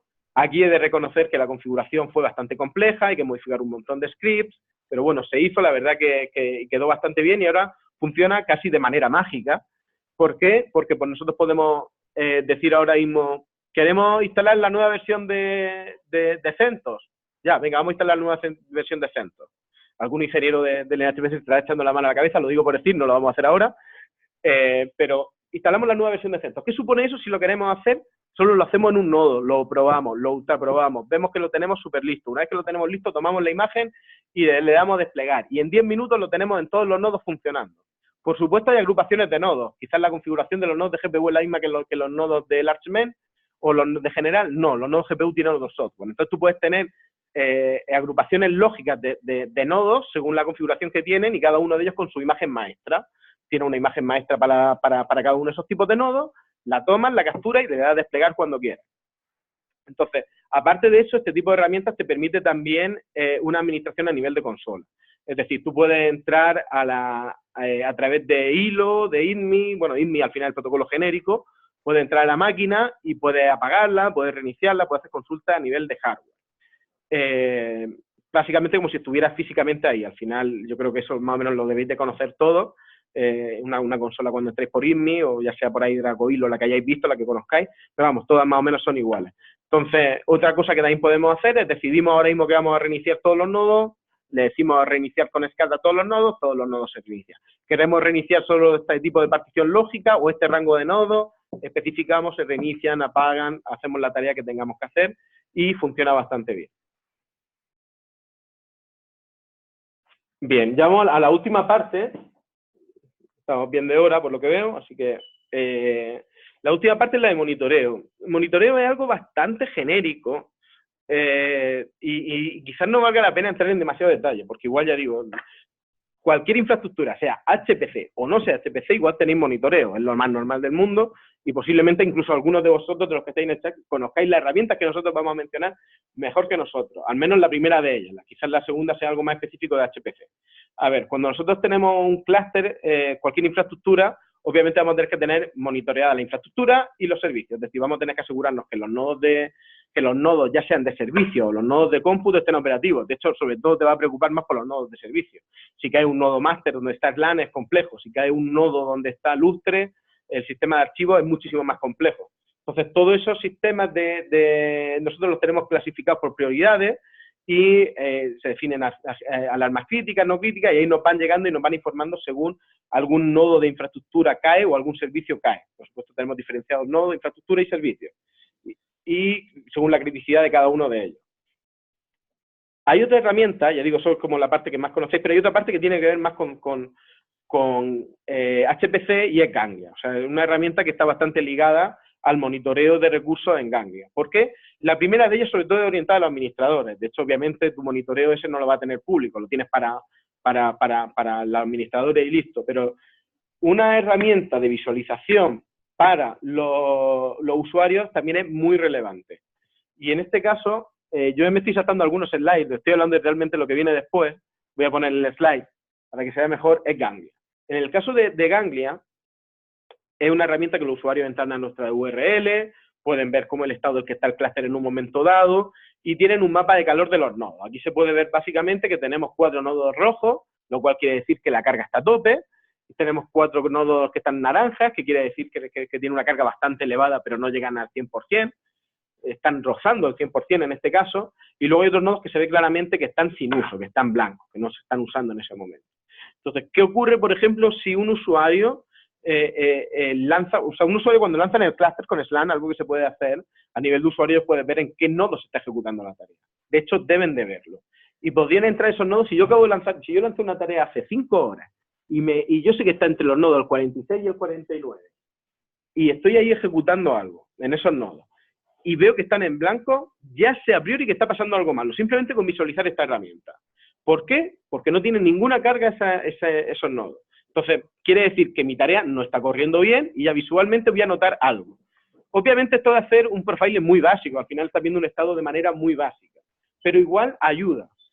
Si un usuario igual ve que el nodo, que eso no ha pasado, que lanza una tarea, si tenemos 20 núcleos, como mucho la carga del nodo debiera estar a 20, pero ¿qué pasa si el nodo está a 4000 de carga?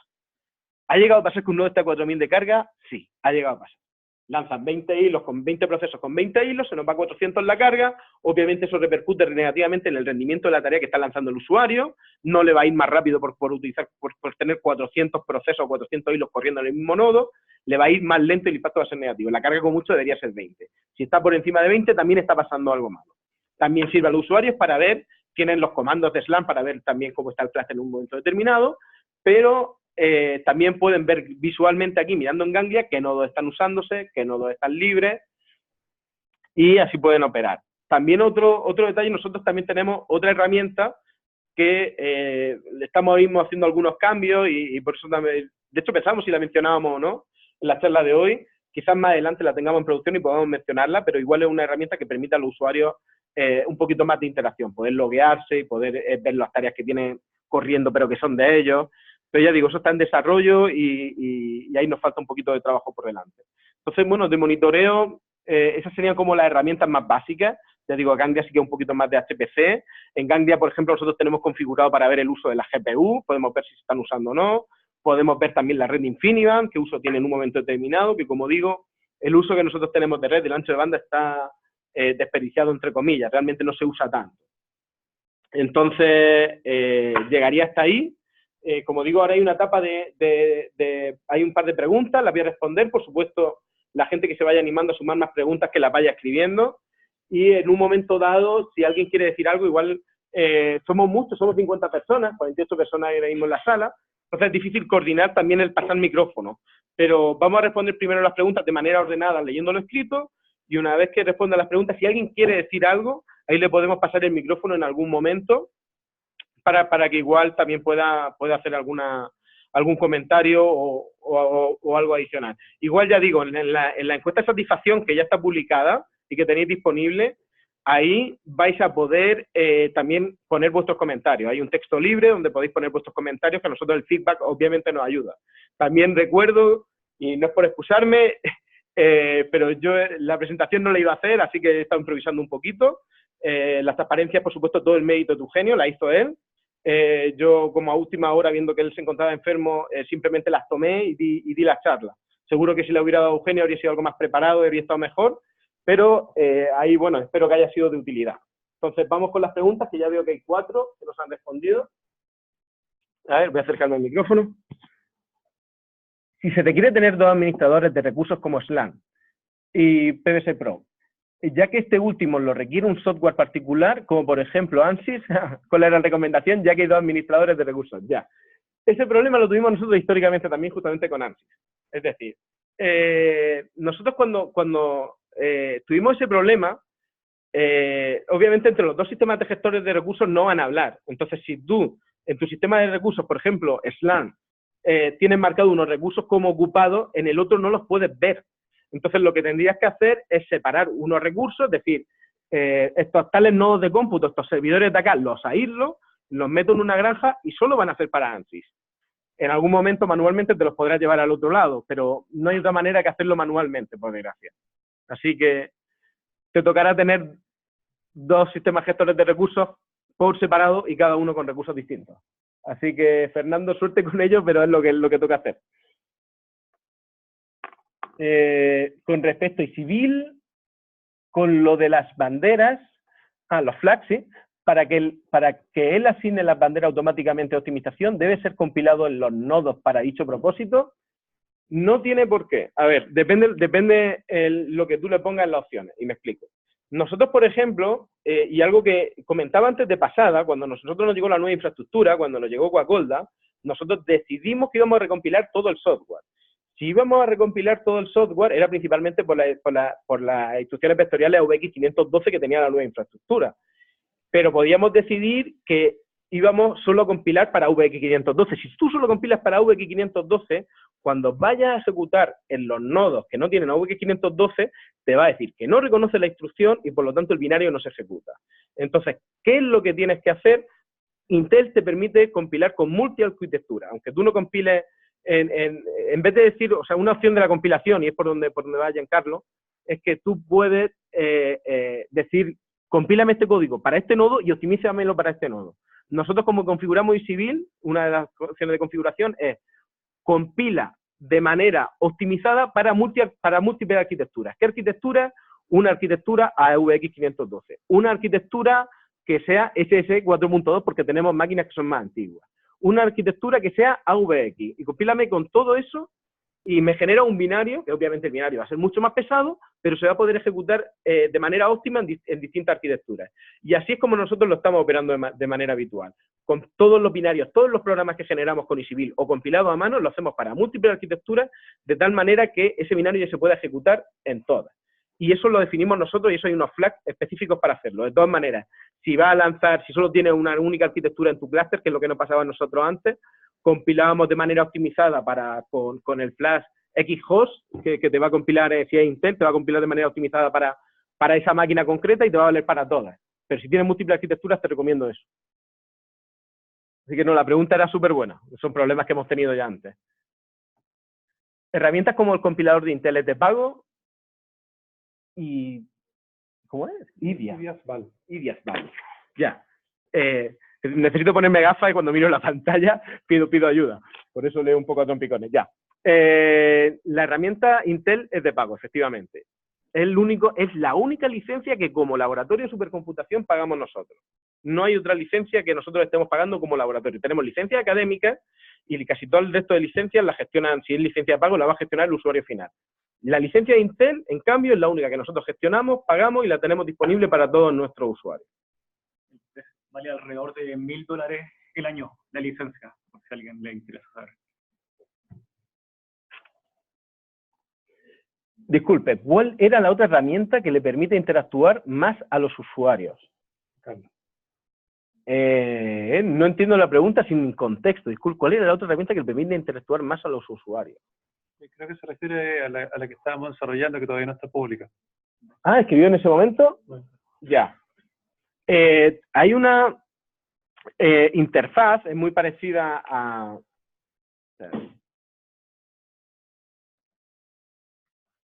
Sigo compartiendo pantalla, ¿no?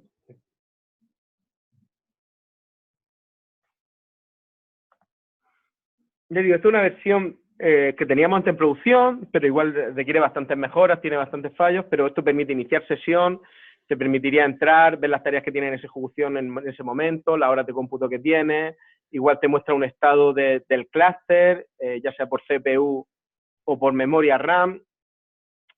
Este mapa de colores que nosotros hemos definido es distinto, por ejemplo aquí vemos que hay un nodo en mantención, aquí ya te dice que tienes 4 nodos libres, ninguno está caído.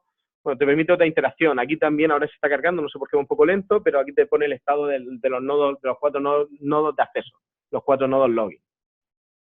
De todas maneras, estamos haciendo una nueva versión, así que estamos cambiando bastante el código, por eso, de hecho, estuve pensando ni siquiera mencionarla, pero la menciono rápido ya que lo preguntas.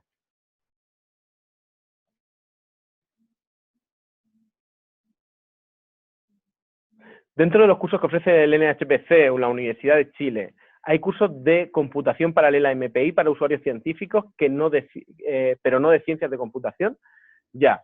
Nosotros los cursos que hemos dado muchas veces partimos incluso con una parte más básica. Me explico. Por ejemplo, en enero dimos un curso donde el curso, de hecho, era bastante avanzado porque era para hacer profiling de aplicaciones MPI.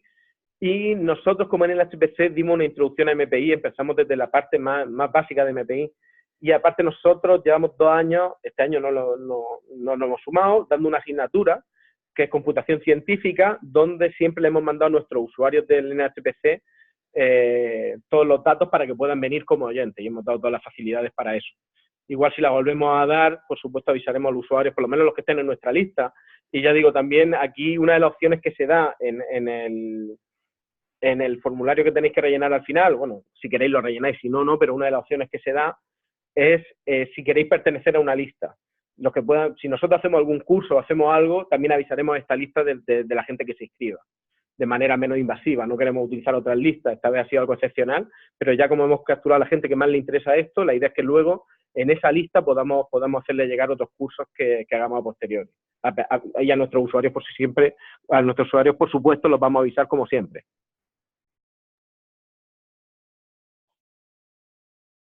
¿Cómo optimizar el número de núcleos de cómputo, cores, memoria RAM, recomendaciones? Pregunta bastante amplia.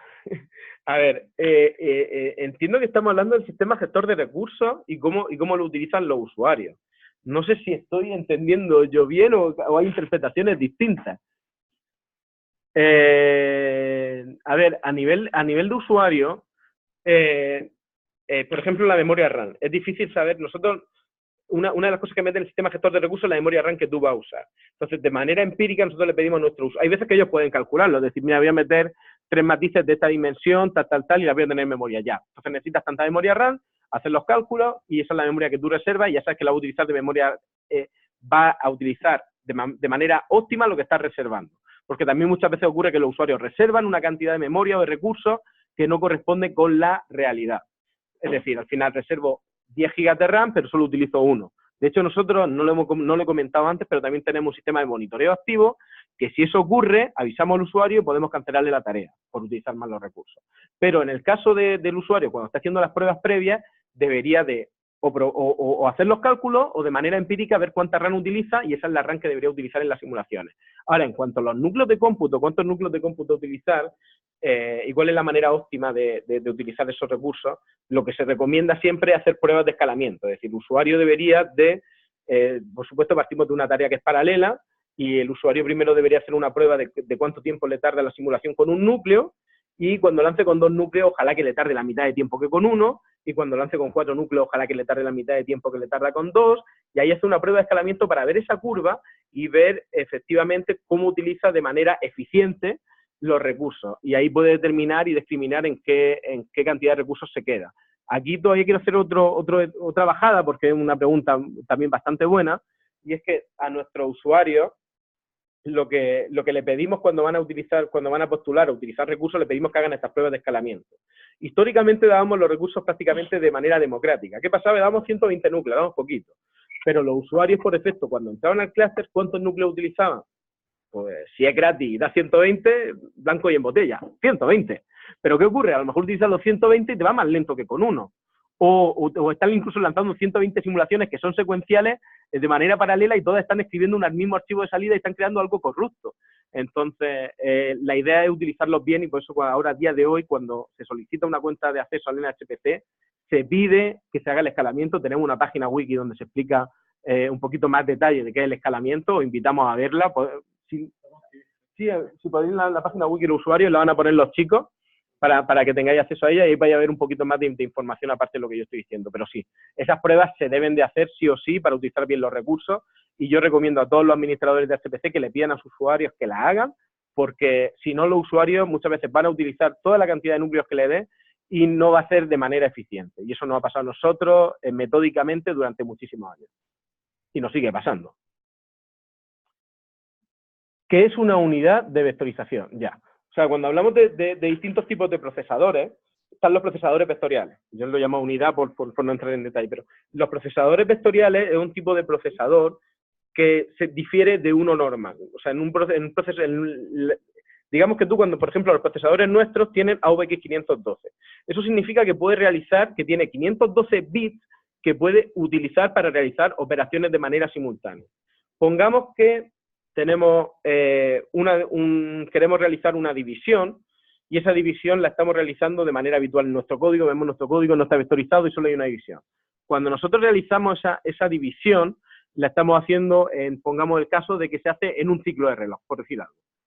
Si utilizamos la unidad vectorial, nosotros vamos a llenar este vector de información, lo vamos a llenar de bits, y a lo mejor vamos a poder realizar, dependiendo si es simple flotante, doble flotante, lo que ocupe cada uno de los datos, vamos a poder realizar, en vez de una única operación, vamos a poder realizar 8 o 16 divisiones en la misma cantidad de ciclos que realizaríamos uno.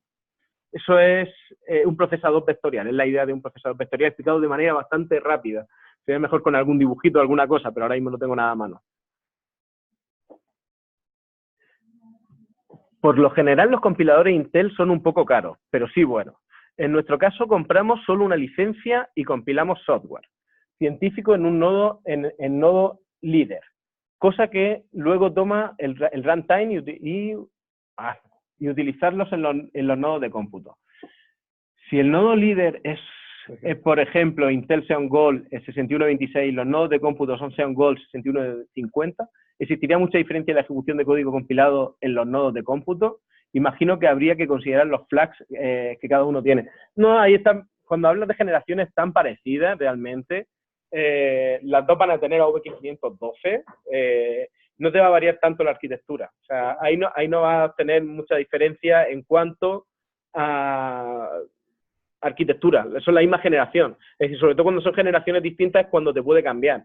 Si hablas de dos procesadores que son la misma generación, como menciona por aquí Eugenio, te va a cambiar el número de núcleos, te va a cambiar la frecuencia, pero la arquitectura va a ser prácticamente la misma.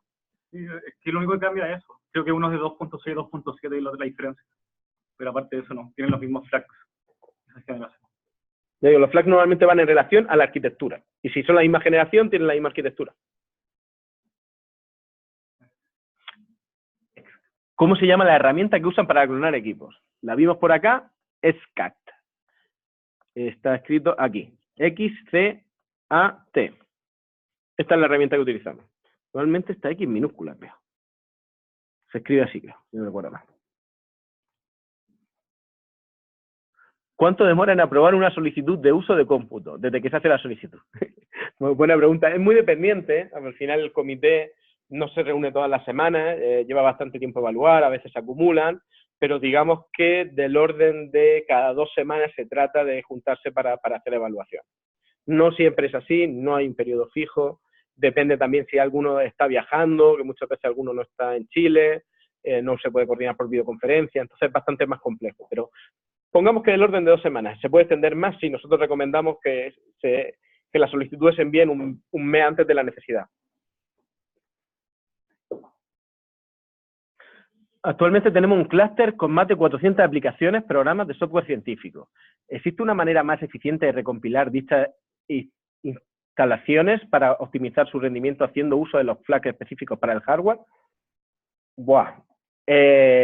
No. O sea, no existe algo mágico. O sea, al final lo más fácil lo que te va a facilitar la vida es utilizar eCivil, una opción como eCivil, ya digo, no es la única en el mercado. También estaba antes la transparencia no ICP, no hablé de, pero SPAC también es otra opción. Es decir, hay distintas opciones. Ver cuál se acomoda un poco más a tus necesidades. A nosotros eCivil nos va bien, llegamos a hacer alguna vez alguna comparativa con otros instaladores y fue el que más nos gustó a nivel personal. Bueno, más que personal, a nivel del centro. Entonces, te recomendamos probar y ver cuál es el que mejor se acomoda a vuestras necesidades y partir con esa instalación. Pero vamos, no hay manera mágica de instalar esas aplicaciones. O lo instala a mano o utiliza un software de este tipo. La siguiente pregunta es por la encuesta, la acabo de responder. Vale. ¿Ustedes tienen cursos respecto a instalación y administración de herramientas como Slang o eCivil? No hemos hecho nunca un curso de este tipo y de hecho justamente la idea de, como mencionaba antes de manera bastante rápida, la idea de esta sesión de hoy era hacer algo muy introductorio. Nosotros queríamos mostrar, porque cuando parte un poco de la génesis de este curso, y la génesis de este curso vino, oye, hagamos un curso para administradores, y ahí tengo que reconocer que Reúna empujó fuerte para que lo hiciéramos, entonces al final decidimos hacerlo. Yo de hecho pensaba que no iba a haber más de 4 personas en la audiencia, hay 44 a día de hoy, en este momento quiero decir, así que me equivoqué bastante y me alegro de equivocarme. Entonces, viendo que hay audiencia, que hay interés, que aquí simplemente hemos dado una pincelada de las distintas herramientas, nos gustaría que eso se manifieste en la encuesta de satisfacción, el link que está ahí en el chat, que se vea qué herramientas se quieren hacer, si hay interés de hacer Slang y hay una gran cantidad de gente que esté interesado en ver Slang, por supuesto haremos otra sesión para verlo. Si hay aforo para ver eCivil y hay bastantes personas que estén interesadas, haremos otra sesión para ver esa herramienta en sí. Son sesiones que nunca hemos preparado, vamos a tener que prepararlas desde cero, por supuesto con todo nuestro cariño y dedicación, y la idea sería hacerlas ya el próximo año, nunca sería en en enero aparte tenemos un mes bastante complejo, se nos vienen varios eventos importantes del proyecto, aparte de la rendición, febrero es un mes muerto, ya estaríamos hablando de marzo, pero a partir de ahí ya podríamos hablar de hacer alguna otra sesión. Sería interesante que consideraran a futuro dictar un curso enfocado a compilación de software y así poder realizar optimizaciones en la compilación incluyendo flags. Ya, mira, una vez nosotros lo que trajimos fue un experto de Intel y dentro de los cursos que nosotros ofrecemos como en el HPC, vino acá y estuvo explicando todos esos detalles. Por supuesto, podemos hacer una sesión de ese tipo y traer algún experto internacional, o nosotros podemos igual también hacer una sesión y explicar todas las compilaciones. Igual, como digo, ya son muchos años compilando, obviamente tenemos bastante experiencia y más que sobradamente podríamos hacer nosotros el curso. Así que si lo consideráis interesante, lo podría añadir también como un comentario, porque creo que compilación como tal no está como curso. Está compilación, pero compilación automatizada. Cuidado, la compilación de eCivil obviamente va a tener que ver algo de flags, pero quizás no va a haber tanta compilación manual. O quizá incluso proponerlo, en el de eCivil se podría ver la compilación, también se podría ver algo de compilación manual dentro del curso de eCivil, quizás tenga sentido, se podría incorporar ahí en el módulo. Todo sería ver cómo se estructura y también el tiempo de curso que definimos, pero podría verse ahí. Y por eso mismo es importante que respondan la encuesta, por favor.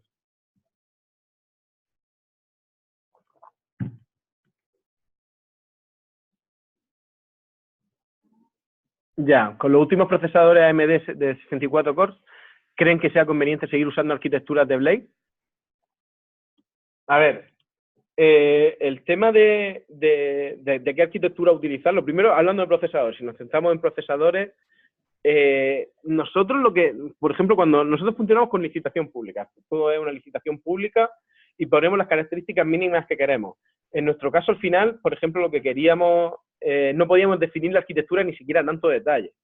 Pusimos muchas restricciones en las bases de la licitación, pero sí que hicimos bastante referencia al mínimo que nosotros queríamos en los procesadores. Entonces, si tú tienes un interés, por ejemplo, si quieres utilizar los procesadores de AMD y tienes interés en utilizarlos, y también está en el caso de que tienes que hacer compra pública o en el caso de compra directa, te pediría que miraras bien las características, si suple tus necesidades, y si suple tus necesidades, ir por eso, pero luego que construir por encima de eso, pues va a depender. También tienes que ver las soluciones que ofrecen en el mercado. Nosotros, cuando la última ampliación que hicimos, nos reunimos con todos los proveedores que ofrecen soluciones de HPC en Chile, con cada uno de ellos, y estuvimos viendo qué es lo que nos aconsejaban, hablando con los expertos ellos mismos, con sus expertos que tenían en Estados Unidos, y ahí es como fuimos definiendo la solución. Pero decirte algo así en respuesta directa, no, depende un poco de lo que te ofrezcan.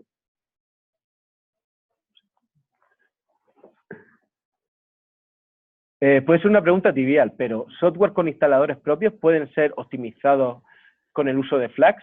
Sí, por supuesto, cualquier compilación que hagas, sea tu propio software, tu propio código o sea código ajeno, siempre le puedes introducir Flax de optimización, eso sin duda.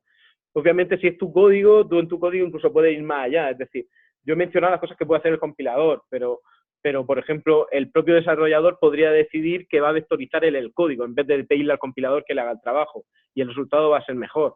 O también hay una opción en Intel que te puede paralizar el código a nivel de multithread. Entonces, le puedes decir al compilador que lo haga, pero si tú eres quien está desarrollando, igual en el código puedes hacer tú el desarrollo y casi seguro que el resultado va a ser mejor. Entonces, por supuesto que cualquier código puede ser compilado con Flash de optimización, eso sin duda. Y si es tu código, lo que te recomiendo es que si puedes optimizarlo tú mismo, es un código que utilicéis mucho y merece la pena, es que lo hagas. Obviamente, si el código lo vas a utilizar una vez en la vida o son 5 minutos cada simulación y lo lanzas 10 veces al año, pues no merece la pena optimizarlo. A nivel de código, a nivel de Flash, es gratis, por así decirlo, así que eso siempre.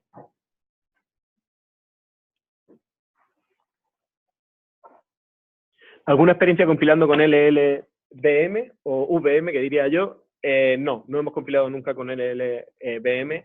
Sí que lo tenemos compilado como algunas dependencias, porque Civil tenemos varias cosas compiladas que lo tiene como dependencia, y por lo tanto lo tenemos instalado, pero nosotros nunca hemos tenido la necesidad de realizar compilaciones de ese tipo.